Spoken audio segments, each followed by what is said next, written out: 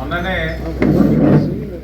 మన వార్డులో మన ఆదిరెడ్డి కార్యక్రమం మొదటి రోజు నిర్వహించుకోవడం, 1వ వార్డు 2వ వార్డులోని మీటింగ్ ఏర్పరచుకోవడం, మొదటి రోజు కాస్త క్యాడర్ అందరూ కూడా ఏం జరుగుతుంది, కార్యక్రమం ఏంటి అని చెప్పి ఉత్సాహంతో కాసంత కన్ఫ్యూజన్ అయితే నెలకొంది. వాస్తవం ఏమిటంటే ప్రజా దర్బార్ ద్వారా ఇప్పటికే ప్రజల్లోకి వెళ్ళి అక్కడ అర్హత కలిగిన వారు అది ఇళ్ళ సమస్య, పెన్షనా, రైస్ కార్డా, ఇంక ఏది అవసరం అన్నది ప్రజా దర్బార్ ద్వారా సంబంధించిన సచివాలయాలకి సమాచారాన్ని సేకరించి అర్హత ఉన్నవారా కాదా అన్నది నిర్ధారించుకొని లిస్టులు రెడీ అయి ఉన్నాయి. ఒక అంశం అదైతే పీజీఆర్ఎస్ ద్వారా కార్పొరేషన్లో ఇంకొన్ని అధికారులు అందుబాటులో ఉంటున్నారు ప్రతి సోమవారం. అలాగే ప్రతిరోజు మా నాయకులు అందుబాటులో ఉంటున్నారు, నేను అందుబాటులో ఉన్నాను. కాబట్టి ప్రజలకి చేరువుగానే ఉన్నాం. ఆ కార్యక్రమం ఒక ముఖ్య ఉద్దేశం అధికారులని ప్రభుత్వంలో ఉన్న 3 పార్టీల ఒక నాయకులను అనుసంధానం చేయడం ఒక అంశం అయితే, రెండవ అంశం నాయకులతో ముఖాముఖి, మూడో అంశం నిద్రించి ఒక కార్యకర్త ఇంట్లో ఉదయాన్నే శానిటేషన్ పైన నీటి సమస్య ఎక్కడైనా ఉంటే దానిపైన డ్రైవ్ చేసుకుంటాం. మొదటి రోజు గొప్ప అనుభూతి. ఒక కార్యకర్త ఇంట్లో ఉన్నప్పుడు కార్యకర్తగా ఉన్న నా ఇంటికి వచ్చి మీరు నిద్రిస్తున్నారు అని మాట్లాడిన మాటలు, అలాగే వారి పాప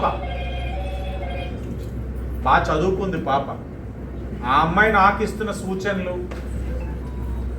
యంగర్ జనరేషన్ ఒక ఆలోచన విధానం ఎలా ఉందన్నది వారితోటి మాట్లాడినప్పుడు వాళ్ళన్నీ చూస్తున్నారు. ఎవరు రియల్గా పనిచేస్తున్నారు, ఎవరు రీల్స్ వేస్తున్నారు, ప్రజాక్షేత్రంలో ఎవరు వింటున్నారు, ఎవరు వింటున్నట్లు నటిస్తున్నారు, యువతరం ఇంత చూస్తున్నారా అన్నది నాకు అర్థమైంది. ఆ కార్యక్రమాన్ని విజయవంతం చేయడానికి కృషి చేసిన తెలుగుదేశం, బీజేపీ, జనసేన నాయకులకు, కార్యకర్తలకు, పాల్గొన్న వారందరికీ నమస్కారం, ధన్యవాదాలు. అలాగే కొన్ని సమస్యలు అక్కడికక్కడే పరిష్కరించగలిగాం. గతంలో మీరు చూడండి, 9 కోట్ల 10 లక్షలు చేసేమో అని అంటే ఏదో పుష్కరాలు వచ్చినాయి కాబట్టి ఏదో చెయ్యాలని కాదు. ఇవన్నీ కూడా అక్కడ అవసరాన్ని పుష్కర సమయంలో చేస్తున్నాం అంతే, కోఇన్సిడెన్స్ కాకపోయినా కూడా చేసేవాళ్ళం. కానీ వైసీపీ ప్రభుత్వంలో ఒక్కటంటే ₹1 ఖర్చు పెట్టారా? ఎందుకు దేవాలయాన్ని గాలికి వదిలేశారు మీరు?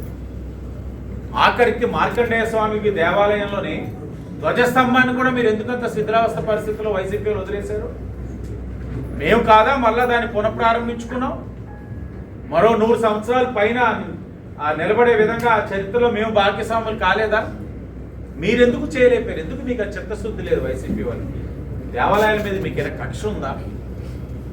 పైపెచ్చు దేవాదాయ శాఖ నుంచి ఖర్చు పెట్టాల్సిన నిధులు మీరు దారి మళ్లించేసి ఆ యొక్క విశ్వాసం, నమ్మకం కలిగిన భక్తుల యొక్క మనోభావాలు దెబ్బతీశారు మీరు.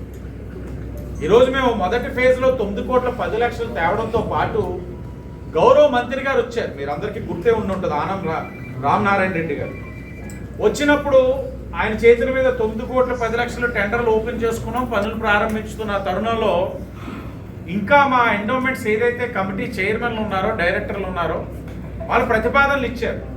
ఇంకా మనం చెయ్యాలి, భక్తులు మన దగ్గర నుంచి ఆశిస్తున్నారు, కూటమి పైన విశ్వాసం పెరిగింది, వస్తున్న భక్తులు కాదండి ఇది కూడా చేయండి, ఇది చేయండి అని అనేక ప్రతిపాదనలు ఇచ్చిన పరిస్థితులు మీకు గుర్తు చేస్తూ ఆనాడు మంత్రి గారు చేతికి ఇచ్చి, అయ్యా ఇది చాలా ఇంపార్టెంట్, బాగా ఇచ్చారు 9 కోట్ల 10 లక్షలు, ఇది కూడా ఇస్తే మరింత మేము దేవాలయాన్ని అభివృద్ధి చేసిన వాళ్ళు అవుతామని అడిగిన దాన్ని పరిగణలో తీసుకొని సెకండ్ శాంక్షన్ కింద ఈరోజు 2 కోట్ల 36 లక్షలు ఇచ్చారన్న విషయాన్ని మీ అందరికీ కూడా తెలియజేస్తాము.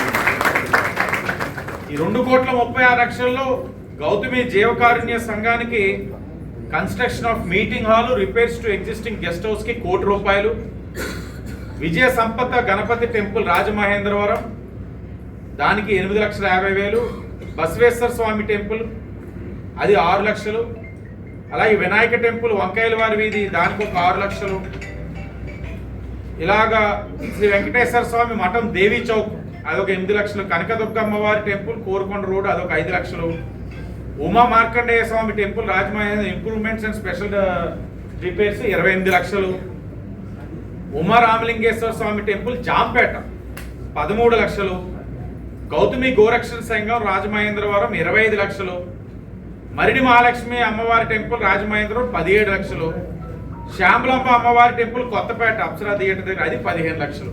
మొత్తం అంతా వెరసి 2,36,00,000. మొత్తంగా ఈరోజు కూటమి ప్రభుత్వం ఈ యొక్క దేవాలయాల అభివృద్ధి కోసం 11,46,00,000 తీసుకొచ్చేవని చాలా గర్వంగా ఈ సందర్భంగా తెలియజేస్తా ఉన్నాం. ఈ సందర్భంగా గౌరవ మంత్రివర్యులు శ్రీ ఆనం రామనారాయణ రెడ్డి గారికి మా అందరి తరపున హృదయపూర్వకంగా ఆయనకి అభినందనలు, ధన్యవాదాలు తెలియజేస్తా ఉన్నాం. మా జగన్మాయ గొడ్డల పార్టీ వాళ్ళు పెడుతున్న ప్రెస్ మీట్స్ అంతా మాయ. గొడ్డలి పార్టీ వాళ్ళు పెడుతున్న ప్రెస్ మీట్స్ అవన్నీ కూడా ఆశ్చర్యానికి గురి చేస్తా ఉన్నాయి. ఏంటంటే వాళ్ళు అదే పని మీద అసలు వాళ్ళు రోడ్ల మీదకి ఎందుకు వస్తున్నారు, ఎందుకు ప్రెస్ మీట్లు పెడుతున్నారు అన్నది బహుశా వాళ్ళు కూడా క్లారిటీ ఉండకపోవచ్చు. గత 5 సంవత్సరాలు పైనుంచి స్క్రిప్ట్ వచ్చేది చదివేవారు. ఇప్పుడు పైనుంచి డైరెక్షన్ వస్తుంది, బ్లైండ్గా వెళ్ళిపోయి కార్యక్రమాలు చేస్తున్నారు. ఆ కార్యక్రమాలు చేస్తున్నాడు అసలు మనం ఏం చేస్తున్నాం, ఏం అడుగుతున్నాం, ఇంకేం లేదు. పైన ఏం స్క్రిప్ట్ ఇస్తే చదివేయడమే. డిఎస్సి మీద మాట్లాడే అర్హత వాళ్ళకు ఉందంటే వైసీపీ వాళ్ళకి గత 5 సంవత్సరాలు ఒక్క డిఎస్సి కూడా తీని వాళ్ళు. ఈరోజు ఏది చేయని వాడు వచ్చి ప్రశ్నిస్తూ ఉంటే మాకు కూడా ఆశ్చర్యం కలుగుతూ ఉంది. సరే మమ్మల్ని పక్కన పెట్టండి, ప్రజలు కూడా నవ్వుకుంటా ఉన్నారు. అసలు ఏ హక్కుతో ఈ గొడ్డల పార్టీ వాళ్ళు ప్రెస్ మీట్లు పెడుతున్నారు? వెన్నుపోటుకి 2 ఏళ్ళట. దేనికండి వెన్నుపోటు? ఒక్క డిఎస్సి కూడా నిర్వహించకుండా కూటమి వచ్చిన తర్వాత మొదటి సంతకం పెట్టి చాలా తక్కువ వ్యవధిలో టెక్నికల్గా ఎక్కడా కూడా ఇబ్బంది లేకుండా as per norms DSC notification ఇచ్చి రిక్రూట్మెంట్ చేసినందుగా వెన్నుపోటు. మీరు అధికారంలో ఒక్క పరిశ్రమ కూడా తీసుకురాకుండా, యువతకు ఉద్యోగ అవకాశాలు కల్పించకుండా, యువతకు జీవితాలతో ఆడుకొని గాలి వదిలేసి ఈరోజు గూగుల్ లాంటి ప్రతిష్టాత్మక సంస్థలు తీసుకొస్తా ఉన్నాం. ఓ పక్కన రాయలసీమలో మీరు చూసినట్టయితే డిఫెన్స్ ఎయిర్ క్రాఫ్ట్ ప్రాజెక్ట్ వచ్చింది. ఎంతో ప్రెస్టీజియస్ రాయల్ ఎన్ఫీల్డ్ లాంటి సంస్థలు వస్తా ఉన్నారు. ఇండస్ట్రియల్ హబ్గా మనం తీర్చిదిద్దుకోగలుగుతున్నాం. డేటా సెంటర్స్ విశాఖపట్నంకి వస్తా ఉన్నాయి. ఇవన్నీ వచ్చినందుక మీరు అంటున్నారు వెన్నుపోటని. ఉద్యోగ అవకాశాలు కల్పిస్తున్నందుగా మీరు అడుగుతున్నారు వెన్నుపోటని. ప్రభుత్వ ఉద్యోగాలకి ఏ రోజున జీతాలు పడతాయో తెలియదు. వాళ్ళకి ఇవ్వాల్సిన అన్ని బకాయిలు పెట్టిపోతే ఈ ప్రభుత్వం వచ్చిన తర్వాత అన్ని కూడా సరిచేసి అన్ని ఇస్తున్నందుగా అంటున్నారు మీరు వెన్నుపోటని. ఇలాగ వాళ్ళ గురించి మాట్లాడుకుంటూ వెళ్తే అనేకం ఉన్నాయి. 11 సీట్లు ఇచ్చినా వాళ్ళకైతే ఇంకా బుద్ధి రాలేదు వైసీపీ వాళ్ళకి. వాళ్ళు చేస్తున్న నిరసన కార్యక్రమాలు ఒక అభద్రతా భావంతో చేస్తున్నట్లు అనిపిస్తా ఉంది మాకు. రోడ్డు మీదకి వచ్చి ప్రభుత్వాన్ని ప్రశ్నించట్లా, మా గొంతుకు నొక్కేస్తున్నారు, మమ్మల్ని ఏమీ చేయనివ్వట్లేదు. ప్రశ్నించేవాడు సరైనదైతే ప్రజలే నీకు అండగా నిలబడతారు. మీరు చేసే కార్యక్రమాలకి ఏ స్పందన ఉందన్నదే వాళ్ళు చూసుకుంటే అర్థమవుతుంది. ఎక్కడా పట్టుమని 100 మంది మించి కనబడతలా అంటే వాళ్ళకి అర్థమవుతా ఉంది. ఏం మాట్లాడతారు అసలు? ఈ రాజమండ్రి చూడండి, దేనికి వెన్నుపోటు 2 సంవత్సరాలు. రివర్ ఫ్రంట్ మొదలు పెట్టినందుక, 52 కోట్లతోటి మల్టీపర్పస్ స్పోర్ట్స్ కాంప్లెక్స్ మొదలు పెట్టినందుక, అఖండ గోదావరి పనులు మొదలైనందుక, సిఎస్ఆర్ నిధులు ఎప్పుడు లేని నియోజకవర్గంలో 7 కోట్లు తెచ్చినందుక, అయితే సీఎం రిలీఫ్ ఫండ్ 6 కోట్లు ఇప్పటికి తీసుకొచ్చి 5 సంవత్సరాలు వైసీపీ వాళ్ళు ₹1 కూడా తీసుకురానందుక, లేకపోతే మొన్ననే ఫ్లైట్ ట్రైనింగ్ ఆర్గనైజేషన్ 100 కోట్లు ఒక సంస్థ వచ్చింది, మరొక సంస్థ కూడా మొదలు పెడితే 200 కోట్లు పెట్టుబడులు తెచ్చినందుక, దేనికోసం? గవర్నమెంట్ హాస్పిటల్లో వైసీపీ వాళ్ళు ఉన్నప్పుడు రోజుకి ఓపీ 400 ఉండేది, ఈ రోజు కూటమి వచ్చిన తర్వాత రోజుకి 1800 ఉంది ఓపీ. దీనికోసమా? అంటే దేనికోసం మీరు చేశారన్నది మీకైనా స్పష్టత ఉందా? ఏదో ఒక సంఘటన రావడం, సంఘటన తీసేసుకొని దాన్ని చిత్రీకరించుకొని ఎడిటింగ్లు చేసుకొని ఏం ఎడిటింగ్ బతుకులు రవి? ఎంతసేపు డైవర్షన్ పాలిటిక్స్ కి అలవాటు అయిపోయారు. ఓ పక్కన అమరావతిలో జరుగుతున్న అభివృద్ధి కార్యక్రమాలు చూసి ఓర్వలేక ఏదో విధంగా డైవర్షన్ చేయాలి. ప్రధానమైన ఇవన్నీ కూడా రాష్ట్రంలో జరుగుతున్నాయి, అన్ని కూడా ప్రధానమైన అభివృద్ధి కార్యక్రమాలు, కానీ రాష్ట్రానికి ఫేస్ లిఫ్ట్ చేసే అనేకమైన కార్యక్రమాలు ఏదైతే జరుగుతున్నాయో ఇవన్నిటి నుంచి కూడా ప్రజల యొక్క దృష్టిని మళ్లించడానికి డైవర్షన్ పాలిటిక్స్. బ్రాండ్ అంబాసిడర్లు ఈ గొడ్డలి పార్టీ వారికి చాలా బాగా నేర్చుకున్నారు. అది డైవర్షన్ పాలిటిక్స్ అన్నారు. ప్రతి అంశము అంతే. రాష్ట్రంలో జరుగుతున్న మంచిని కనబడనివ్వకుండా వీళ్ళు ఏదో ఒకటి చేయడం, ఆ నిరసన కార్యక్రమాల్లోని ప్రభుత్వాన్ని ప్రశ్నించడం. ఎక్కడికక్కడ చూడండి, ప్రతి చోట తిట్టడం తప్ప వాళ్ళు ఏమీ చేయలేదు. నాయకుల్ని తిట్టడం తప్ప ఏమీ చేయలేదు. మేము డిఎస్సీని తీసాం, మీరెన్ని తీయబోతున్నారని అడగండి. మేము ఇన్ని పరిశ్రమలు తెచ్చాం పేపర్ మీద చూపించడం కాదు. మీరు విశాఖపట్నంకి వెళ్తే కనబడతాయి పరిశ్రమలు. ఈ ప్రాంతంలో ఉన్న అనేకమైన కొన్ని పరిస్థితుల దృష్ట్యా ఏవియేషన్ నుంచి 2 పరిశ్రమలు తెచ్చుకోగలిగాం కష్టపడి.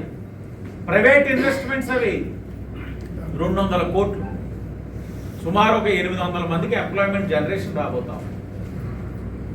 ఇలా మేము చెప్పుకోగలుగుతున్నాం.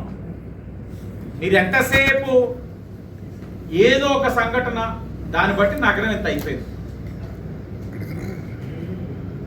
వాళ్ళ కాదా పేరెంట్స్ అన్నది కూడా డిపార్ట్మెంట్ వారి సహకారంతో వెరిఫై చేసుకున్నాం.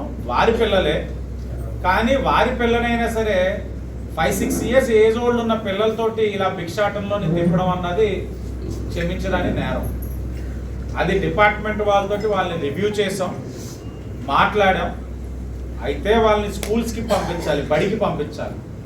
బడికి పంపించలేని పరిస్థితుల్లో మీరుంటే మాకు తెలియచేయండి. ఎన్జిఓస్తో ట్యాగ్ చేసి ఏ విధంగా వాళ్ళు చదివించాలన్నది మేము చూసుకుంటాం. కానీ అలాగే మీకు కూడా ఏదైనా ఉపాధి కావాలితే ఉపాధి కల్పిద్దాం. కానీ భిక్షాటన చేసి పిల్లల్ని తిప్పుకోవడం మంచి విధానం కాదన్నాం. వాళ్ళు వెరిఫై చేశారు, 2 ఐడెంటిఫై చేశారు. ఆ చిన్నపిల్లల్ని అయితే 6 ఏళ్ళు 5 ఏళ్ళు ఉంటుంది. ఆడపిల్లని అయితే రోడ్డు మీదే స్నానం చేయించి అక్కడే పడుకోబెడుతున్నారని కూడా చాలా బాధ వ్యక్తం చేశారు.